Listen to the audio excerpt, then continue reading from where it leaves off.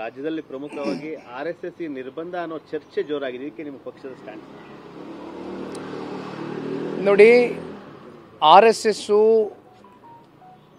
ನಮ್ಮ ಭಾರತ ದೇಶದಲ್ಲಿ ಒಂದು ಸಮಾಜವನ್ನು ಒಂದು ಒಳ್ಳೆಯ ದಿಕ್ಕಿಗೆ ತಗೊಂಡು ಹೋಗ್ತಕ್ಕಂಥದ್ದಕ್ಕೆ ಸಾಕಷ್ಟು ಒಳ್ಳೆಯ ಕೆಲಸ ಕಾರ್ಯಗಳು RSS ಮೂಲಕ ಇಲ್ಲಿವರೆಗೂ ಆಗ್ತಾ ಬಂದಿದೆ.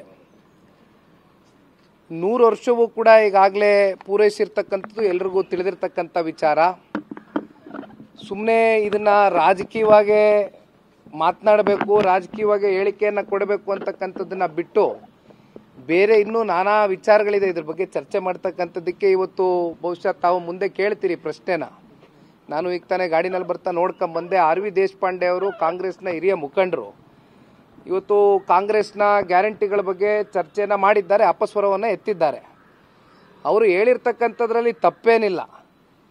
ಬಹುಶಃ ಅವರು ಇವತ್ತು ಯಾವ ರೀತಿ ರಾಜ್ಯ ಸರ್ಕಾರ ನಡೀತಾ ಇದೆ ಅಂತಕ್ಕಂಥದ್ರ ಬಗ್ಗೆ ಒಂದು ವಾಸ್ತವಾಂಶವನ್ನು ಇವತ್ತು ರಾಜ್ಯದ ಜನತೆ ಮುಂದೆ ಇಟ್ಟಿದ್ದಾರೆ.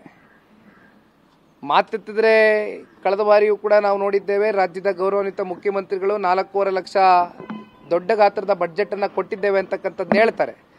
ಅದರಲ್ಲಿ ವರ್ಷಕ್ಕೆ 55,000 ಕೋಟಿನೋ 60,000 ಕೋಟಿನೋ ಇವತ್ತು ಗ್ಯಾರಂಟಿಗಳಿಗೆ ಅದು ಕೂಡ ಮೀಸಲಿಟ್ಟಿದ್ದೇವೆ ಅಂತಕ್ಕಂಥದ್ದು ಹೇಳ್ತಾರೆ.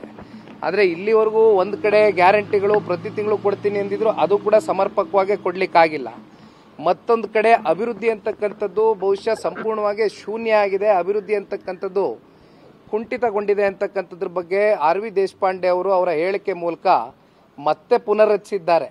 ಅಂದರೆ ಸರ್ಕಾರದಲ್ಲಿ ಆಡಳಿತ ಪಕ್ಷದಲ್ಲಿ ಇರ್ತಕ್ಕಂಥ ಅನುಭವಿಗಳು ಮಾತನಾಡ್ತಾ ಇರ್ತಕ್ಕಂಥದ್ದು. ಅವರೇನು ಹಿರಿಯ ಮುಖಂಡರು, ಅವರೇನು ನಿನ್ನೆ ಮೊನ್ನೆ ಬಂದು ಶಾಸಕರಾಗಿರ್ತಕ್ಕಂಥವ್ರಲ್ಲ.